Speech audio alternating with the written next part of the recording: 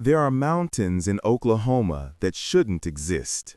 Massive white hills visible from miles away, rising from the prairie like alien monuments. They're not stone. They're not soil. They're poison. 70 million tons of toxic mine waste, contaminated with lead, cadmium, and zinc.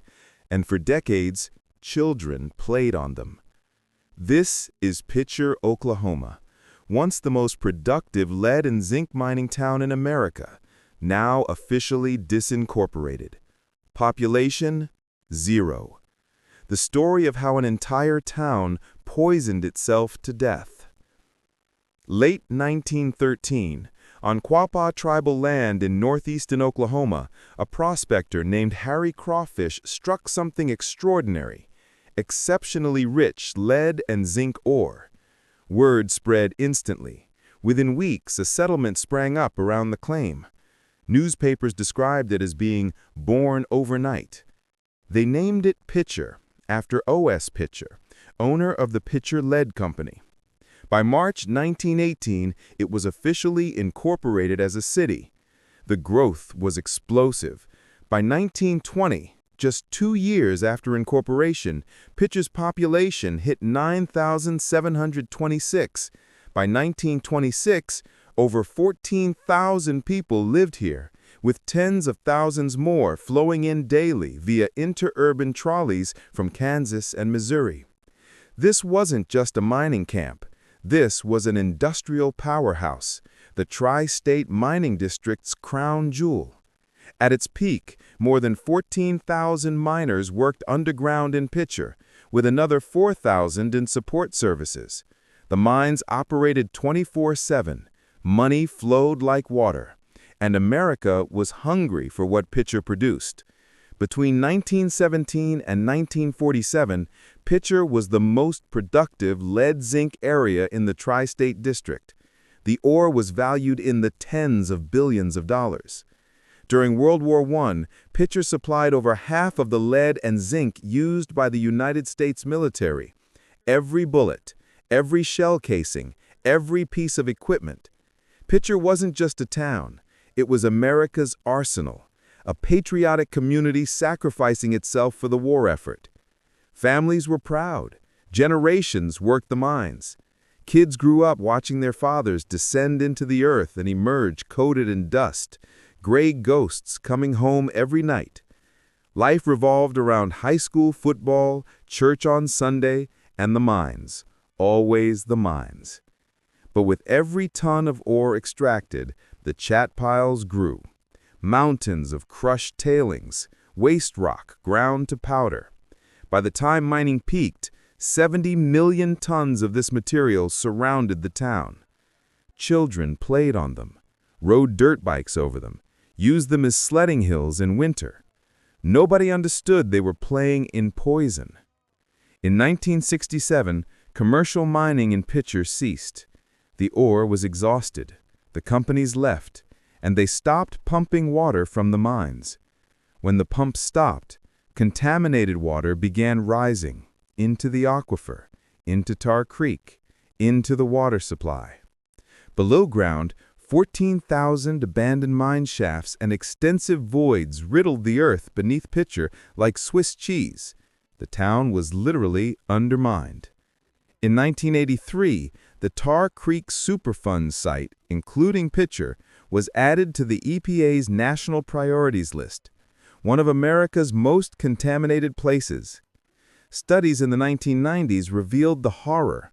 Roughly 1/3 of local children had elevated blood lead levels.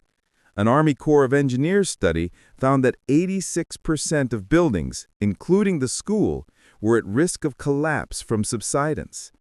The chat piles that children had played on for decades? Toxic. The dust blowing through town? Poison. The water? Contaminated. By 2006, Picher was officially described as one of the most toxic communities in the United States. The government offered buyouts. Some families left immediately. Others refused. This was home. Generations had lived here. How do you just abandon everything? Street by street, house by house, Picher emptied. Bulldozers demolished homes as soon as families left, creating an expanding wasteland. Then, nature delivered the final blow.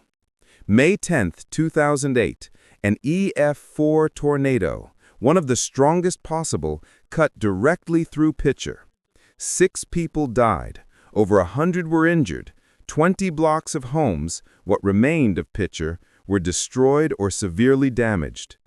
Survivors sheltered in basements that could collapse at any moment from subsidence. Rescuers navigated debris and unstable ground, knowing the earth itself was hollow beneath them. The tornado was the final straw. Most remaining residents accepted buyouts. Schools closed, municipal services ended. On September 1, 2009, the state of Oklahoma officially disincorporated Picher.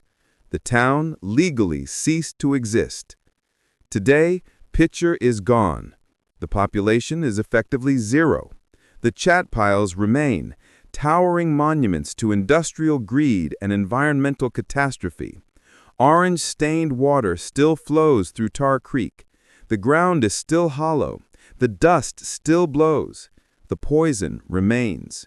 Remediation continues, but Picher will never be habitable again. The town that supplied half of America's wartime lead and zinc died from its own success. 70 million tons of toxic waste, 14,000 abandoned mine shafts, an entire aquifer contaminated, and one small town erased from the map. Picher, Oklahoma, America's most toxic ghost town. Picher's story is more than just environmental disaster. It's a tragedy of families who sacrificed everything for their country, only to discover too late that the sacrifice included their health, their homes, and their future. Thank you so much for watching this journey into one of America's darkest industrial tragedies. If this story opened your eyes to the real cost of progress, please hit that like button. It helps share these important environmental lessons with more people. And don't forget to subscribe and ring that notification bell so you never miss our explorations of ghost towns, environmental disasters, and the forgotten communities that paid the price for America's industrial age. Drop a comment below. Should companies be held accountable for environmental disasters decades later? And how many other Pichers might be out there poisoning communities right now? Share your thoughts. I read every comment. Thanks again for being here. Until next time, remember that every product we use comes from somewhere, and someone always pays the price.